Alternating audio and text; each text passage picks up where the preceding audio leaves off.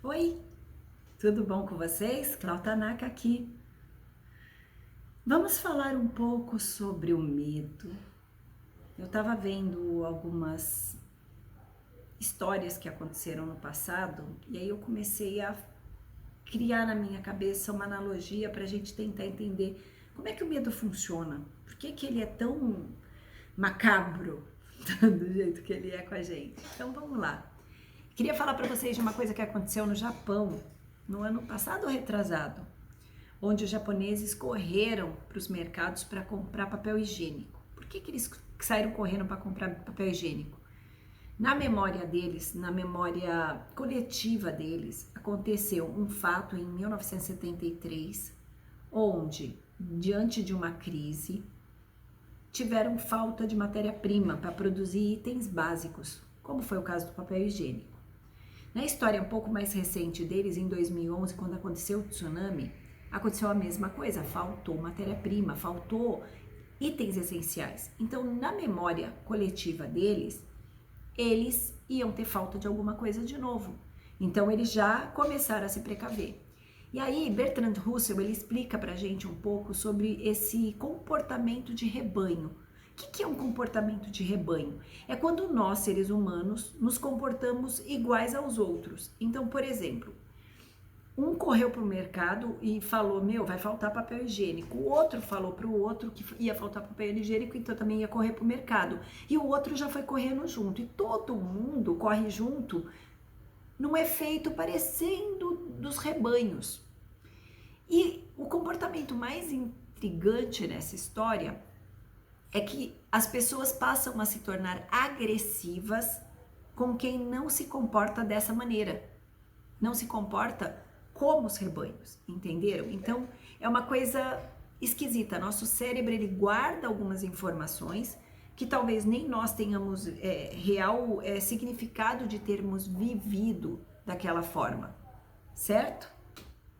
Aí nós temos isso do efeito do nosso medo sendo acionado, o nosso comportamento de rebanho sendo acionado e um experimento que é um efeito em cadeia que acontece, que já fizeram uma vez, colocaram várias ratoeiras dentro de uma sala e jogaram uma bolinha de ping-pong. E uma delas, quando ela aciona a primeira ratoeira, as outras vão acionando num efeito em cadeia. E é isso o que acontece na nossa cabeça. Quando a gente aciona um ponto na nossa cabeça, que pode ser o acionamento de um medo real ou imaginário, que pode ser inclusive coletivo, nós temos esse efeito maluco dentro da nossa mente, que vai disparando e acionando as nossas ratoeiras. Imagina isso dentro do seu cérebro. O que eu quero compartilhar aqui também com vocês é dizer o seguinte, agora vamos tirar essas coisas hipotéticas de falta de matéria-prima, de efeitos em cadeia para lá e vamos colocar isso no nosso dia a dia para a gente entender os nossos comportamentos. Os nossos comportamentos, a gente já falou, são emocionais, mas eles acontecem dentro da nossa mente cognitiva, pensante. A gente imagina alguma coisa, tá? A gente pensa em alguma coisa para que essa emoção venha. Então, um homem chega em casa mais cedo do trabalho e ele não encontra a mulher dele como de costume. Ele fica meio intrigado. Quando ela chega, ela leva um susto. Ela fala: "Nossa, você é aqui essa hora?" Aí ele fala: "Mas por quê? Acabou mais cedo o meu expediente, eu vim, mas por que você tá assim?" Ela nada, ela tenta desconversar, ela fica meio nervosa, meio agitada, ele percebe. Aí, dentro da mente desse homem e dentro do inconsciente coletivo, uma mulher que tem um comportamento desse pode estar escondendo alguma coisa séria do cara. Então, o que ele já imagina? Que de repente ela tá tendo um caso com alguém, que ela tá traindo, que ela tá enganando ele. Mil coisas podem vir à mente dele. E aciona uma ira, uma raiva. E de repente pode acontecer uma briga gigante e tudo mais. Na nossa história hipotética, essa mulher chega e depois de uma discussão com ele, ela diz: "Eu estava reunida com as esposas dos seus amigos, marcando a sua festa surpresa para daqui 2 dias, que era o seu aniversário. mas você estragou tudo. Olha que ponto que chega. Então, assim, você tem um pensamento que ocasiona uma emoção que vem de crenças e do seu inconsciente coletivo, tá?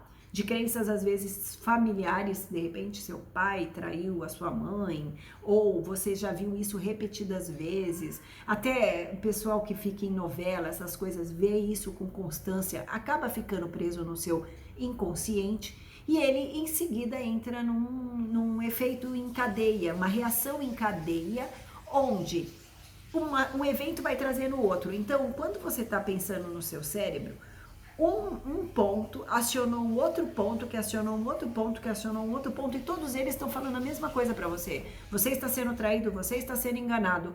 E aí, o mal está tomado. Você toma reações que você não gostaria de ter tomado.